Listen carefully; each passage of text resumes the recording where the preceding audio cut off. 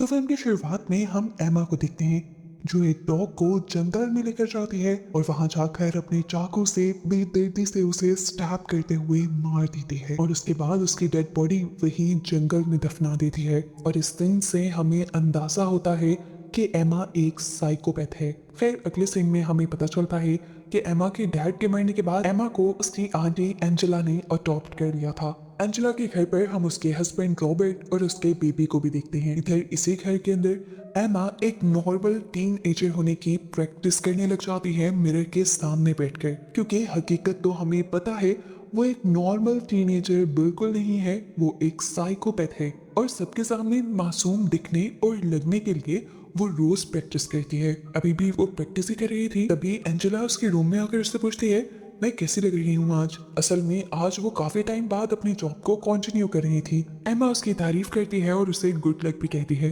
जिसके बाद एंजेला उससे कहती है चलो तुम भी जल्दी से नीचे आ जाओ, अंकल हम सबके लिए ब्रेकफास्ट बना रहे हैं। पता नहीं क्यों पर एमा को ये चेंज पसंद नहीं आ रहा था और वो ये बात रॉबर्ट से कह भी देती है कि जब मैं और एंजेला साथ होते हैं तब मुझे काफी अच्छा लगता है। खैर रॉबर्ट भी उसकी बात पर इतना ज्यादा ध्यान नहीं देता और एंजेला एमा को उसके स्कूल छोड़ने आ जाती है। रास्ते में एंजेला ने एमा को एक बोर्डिंग स्कूल का परफॉर्मा भी दिया था। वो एमा से कहती है कि तुम इसके बारे में सोच सकती हो, ये बोर्डिंग स्कूल तुम्हारे करियर के लिए बहुत अच्छा है, तुम्हें इससे काफी प्रोग्रेस मिलेगी और मुझे भी लगता है कि तुम्हें बोर्डिंग स्कूल में शिफ्ट हो जाना चाहिए। वैसे ये मेरा आइडिया नहीं है, ये रॉबर्ट का आइडिया है। बस एंजेला का ये बताना था कि उस दिन से एमा को रॉबर्ट से चिढ़ होने लग गई।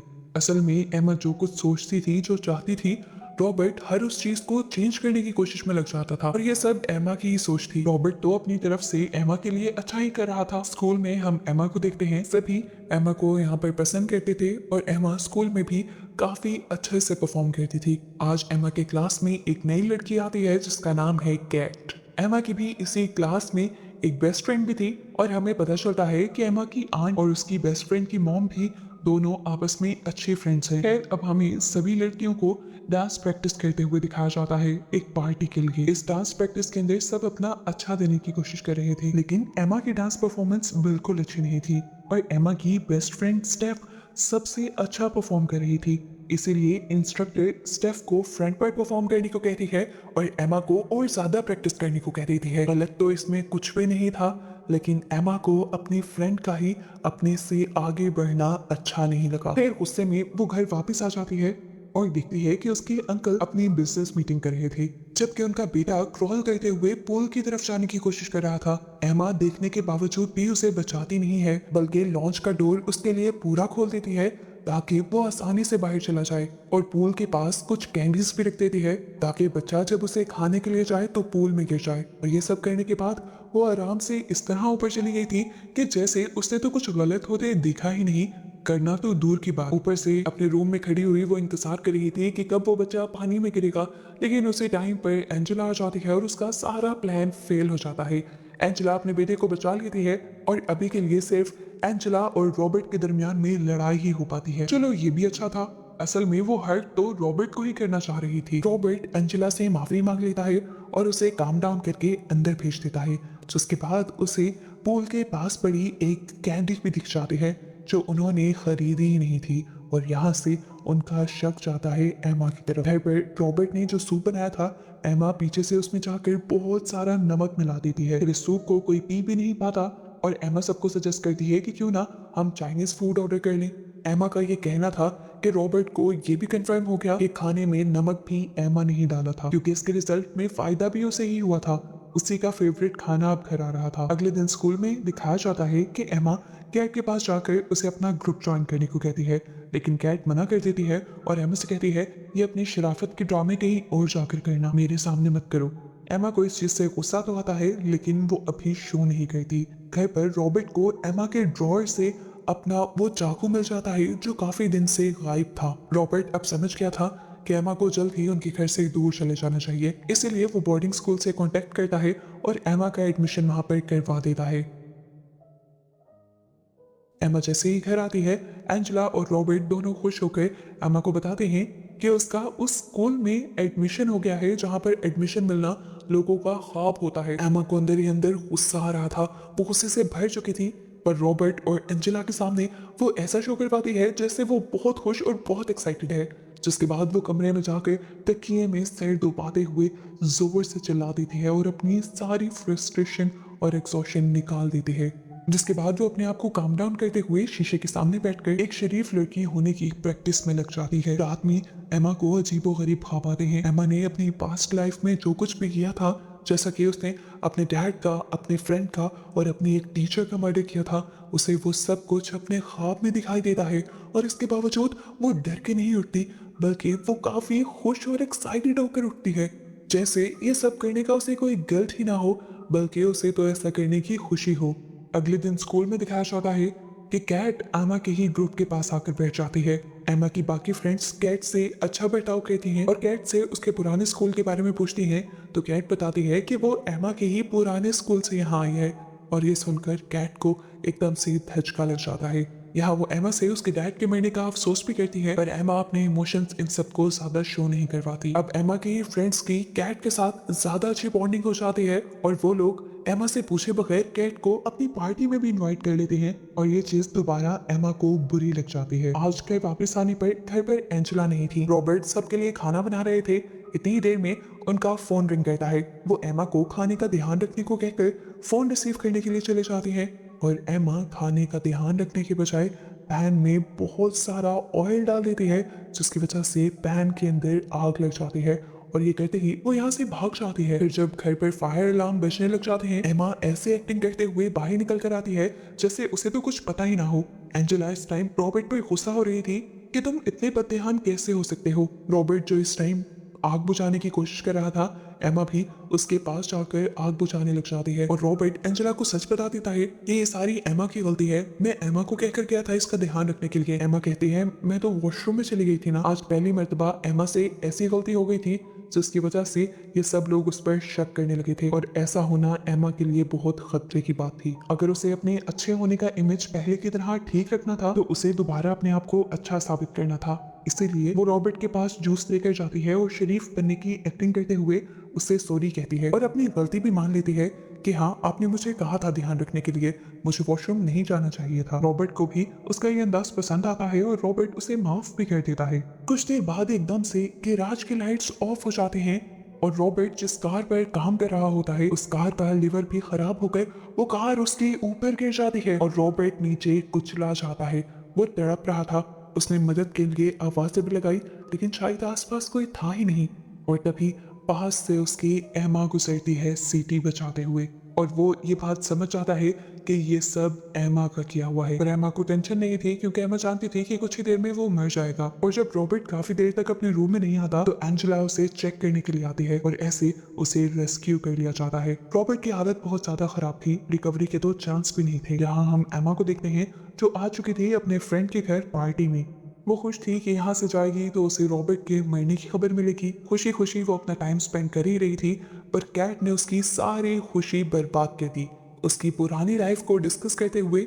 और यहाँ पर उसने सबको हिंट भी दे दिया कि एमा एक किलर है। वो सबको फोर्स करती है कि सब एमा से पूछें कि उसके डैड की डेथ कैसे हुई थी। और इससे पहले कि सब पूछ लेते, एमा की फ्रेंड की मॉम एमा को रॉबर्ट के एक्सीडेंट के बारे में बताती है और वो इसी चीज का बहाना करते हुए यहाँ से भाग कर हॉस्पिटल आ जाती है। हॉस्पिटल में रॉबर्ट को जिंदा देखकर उसे इतना गुस्सा आ रहा था, उसका बस नहीं चल रहा था कि वो रॉबर्ट का गला दबाकर मार दे। पर उसका गुस्सा तब कम हो जाता है जब दुखी उसकी आंटी एंजेला उसे रॉबर्ट की इस कंडीशन के बारे में बताती हैं और कहती हैं कि डॉक्टर्स बहुत ज्यादा नाउम्मीद हैं। उनको लगता है कि रॉबर्ट कभी कोमा से उठेगा ही नहीं और अगर उठेगा तो मर जाएगा।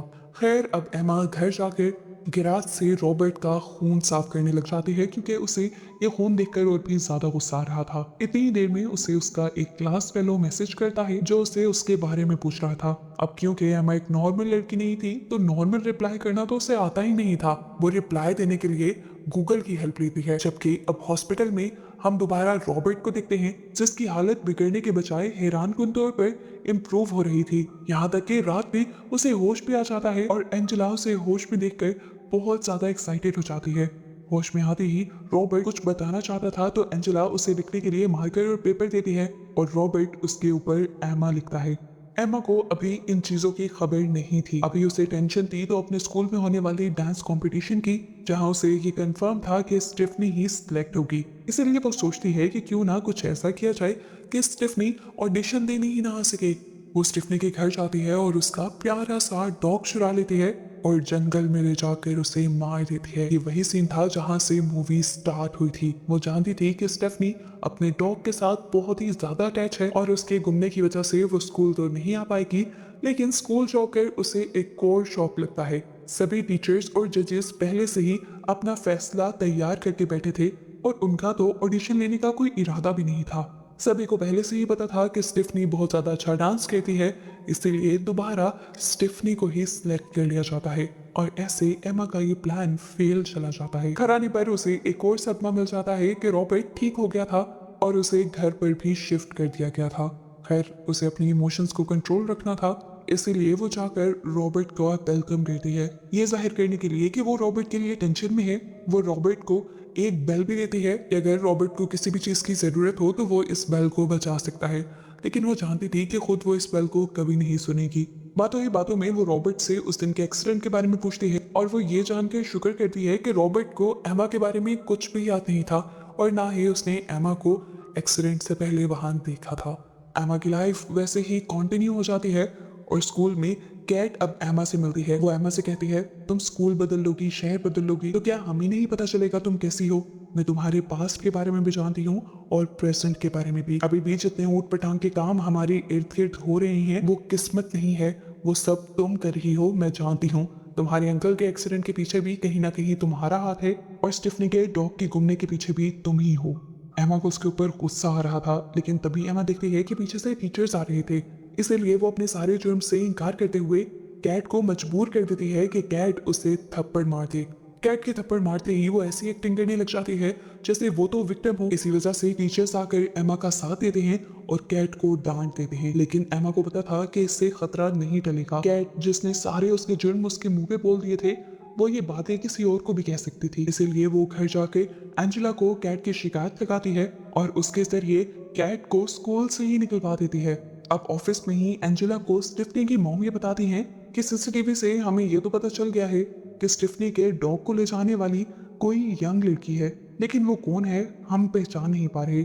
एंजेला उस वीडियो को देखती है तो फौरन पहचान जाती है कि ये और कोई नहीं बल्कि एमा ही है, लेकिन वो इस टाइम अपनी फ्रेंड से कुछ शेयर नहीं करती। स्कूल में भी एमा अपनी हरकतों से बाज नहीं आ रही थी। उसे पता था कि स्टिफनी को एपिलेप्सी है, इसीलिए वो स्टिफनी को कुछ ऐसी पिक्चर्स भेजती है जिसे देखकर स्टिफनी का दिमाग घूम जाता है और उसे एपिलेप्सी अटैक्स आने लग जाते हैं। उसी दिन स्कूल में से एपिलेप्सी की मेडिसिन भी गायब हो जाती है और ये भी काम हमें पता है कि एमा ने ही किया था। हॉस्पिटल पहुंचने का और अपने आप को रिकवर करने का स्टिफनी को मौका मिलता ही नहीं और वो मर जाती है।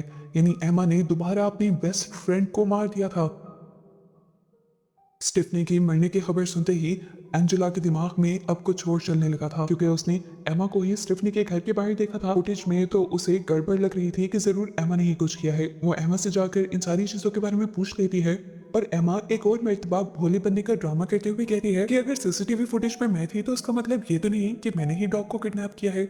उस दिन डॉग के गले में कॉलर नहीं था, वो कहीं पर भी भाग सकता था, मैं तो बस उसका कॉलर डाल रही थी।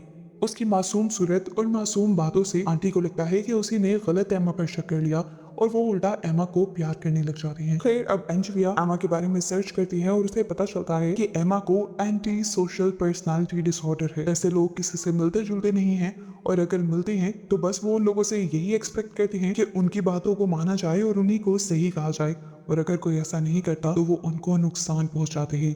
एंजेलिया ने नोटिस किया था कि एमा के अंदर ये सारी बातें मिलती थी। घर पर रॉबर्ट की नर्स एमा को रॉबर्ट का ख्याल रखने को कहकर जाती है, क्योंकि अंदर से उसे कुछ टूटने की आवाज आई थी। एमा उसे हाँ तो कह देती है, लेकिन वो रॉबर्ट का बिल्कुल ख्याल नहीं रखती, यहाँ तक कि रॉबर्ट ठंड से ठिठुरने लग जाता है। वो अपनी व्हील चेयर किसी तरह मुश्किल से अपने करीब करता है और इसी टाइम पर स्ट्रगल करता देखकर नर्स बाहर आ जाती है और तभी एमा भी उठकर ऐसे करीब आती है जैसे वो भी इन्हीं की मदद करने को आ रही थी।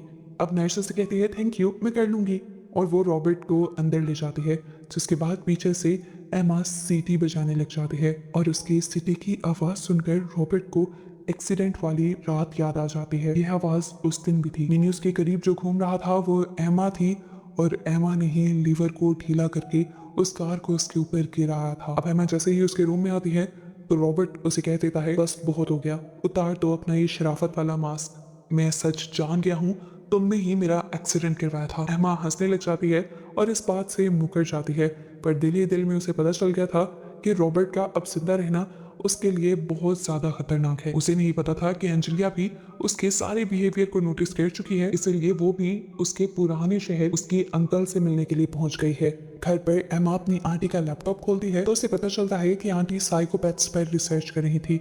वो भी यहाँ पर साइकोपैथ वाला एक टेस्ट देती है और उसे पता चलता है कि वो भी एक साइकोपैथ है, और ये जानकर वो ऐसे खुश होती है जैसे उसे कोई अवार्ड मिला हो। दूसरे शहर में एमा के अंकल एमा की आंटी को बताते हैं कि हमेशा उनके भाई यानी एमा के डैड उन्हें बताते थे कि एमा के साथ कुछ तो गड़बड़ है, लेकिन अंकल को तो एमा शरीफ लगती थी। एक दिन वो बताते हैं कि मैं अपने भाई के घर गया तो मैंने देखा कि वो एमा के ऊपर गन ताने हुए थे। मैंने उसकी जान बचाई, लेकिन मेरे भाई मुझे कहते रह गए कि आप उसकी जान नहीं बचा रहे बल्कि उसकी जान को खतरे में डाल रहे हैं।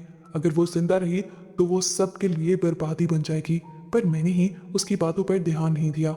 ये सारी बातें सुनने के बाद एंजेलिया को यकीन हो जाता है कि एमा साइकोपैथ है और उसके घर वालों के लिए एक खतरा है। पता चलता है कि एंजेलिया घर पर रॉबर्ट के सामने एक टेडी भी रखकर गई थी जिसके अंदर हिडन कैमरा लगा हुआ था। जैसे ही उस टेडी को एमा उठाती है तो वहाँ एंजेलिया को ये पता चल जाता है कि अब उसकी फैमिली बुरी तरह खतरे में आने वाली है। इसीलिए वो नर्स को कॉल करने लग जाती है, पर नर्स का फोन तो पहले ही एमा ने चुरा लिया था। एंजेलिया की सारी कॉल्स एमा खुद काटती रहती है और यहाँ पर कैट को भी अपने घर आने पर कन्विंस कर लेती है, ये कहते हुए कि आज तुम मेरे घर आओ, आज मैं तुम्हें सारा सच बता दूंगी कि मेरे डैड के साथ क्या हुआ था। और साथ ही वो अपनी फ्रेंड को भी कॉल कर लेती है और इसके पीछे उसका क्या मकसद था ये आगे पता चल जाएगा। कैट उसके घर आ जाती है और एमा आते ही उसे हॉट चॉकलेट देती है जिसके अंदर उसने अपने अंकल की सारी ही नींद की गोलियां मिला दी थी। इसके बाद एमा कैट के सामने अपने सारे गुनाह कन्फेस कर लेती है। उसने बचपन में ही अपनी एक दोस्त को मारा था, फिर उसने अपने डैड को भी मार दिया, उसकी मॉम तो उसके पैदा होते ही मर गई थी। फिर यहाँ आकर उसने पहले स्टेफनी के डॉग को मारा, फिर स्टेफनी को मारा और रॉबर्ट को भी मारने की कोशिश की। इससे पहले कि कैट उनकी इस बातों के ऊपर कोई एक्शन लेती, कैट बेहोश हो जाती है। उसके बेहोश होने से पहले ही एमा ने 911 को कॉल करती थी। वो रिपोर्ट करती है कि उसके घर में एक कैट नाम की लड़की है जो उसके घर को जलाने की कोशिश कर रही है और वो उसके कंट्रोल में नहीं आ रही। और कैट ये सब सुनकर हक्का बक्का रह जाती है, जिसके बाद एमा कैट का फोन उठाती है और अपने सारे ही मैसेजेस उसके फोन से डिलीट कर देती है और फिर नीचे आकर सारे ही स्टोव्स ऑन करके यहाँ पर आग जलाकर यहाँ से खुद बाहर निकल जाती है। बाहर इस टाइम उसका फ्रेंड नितिन भी आ चुका था, जिसे जाकर उसने बताया कि ये सब कैट ने किया है और भोली बनकर उसके पास ही बैठ गई। एंजेलिया जब घर आई तो अपना जलता हुआ घर देखकर पागल हो गई। अंदर रॉबर्ट था जो अपने बच्चे को बचाने के लिए बहुत सारी तकलीफें सहते हुए ऊपर की तरफ जा रहा था, पर रॉबर्ट को पता चला कि उस रूम में तो उसका बेटा था ही नहीं। ये भी एमा की चाल थी, रॉबर्ट को ऐसी जगह लाने के लिए जहां से कोई उसे ढूंढ ना पाए। रॉबर्ट को बचाने के चक्कर में एंजेलिया भी उस घर में जलकर राख हो जाती है और कैट भी। पुलिस वाले एमा को यहाँ से ले जाते हैं और उन्हें एमा पर रत्ती बराबर भी शक नहीं होता। उल्टा ये कि एमा को तो सिंपथीज दी जाती हैं कि उसके हाथ से उसकी दूसरी फैमिली भी चली गई। सोशल वर्कर उसे ही बताती है कि एक नई फैमिली उसे अडॉप्ट करने के लिए रेडी है और एमा सोशल वर्कर को ये बात क्लियर कर देते हैं कि एंजेलिया का बेटा केट हमेशा उसके साथ रहेगा और अगर कोई फैमिली इस शर्त को मानने के लिए तैयार होगी तो ही वो नए घर जाएगी। उसकी फोस्टर फैमिली इस शर्त को भी मानने के लिए तैयार हो जाती है और इसके साथ ही ये मूवी इस सस्पेंस के साथ खत्म हो जाती है कि क्या एमा उस फैमिली को भी जिंदा रहने देगी या नहीं।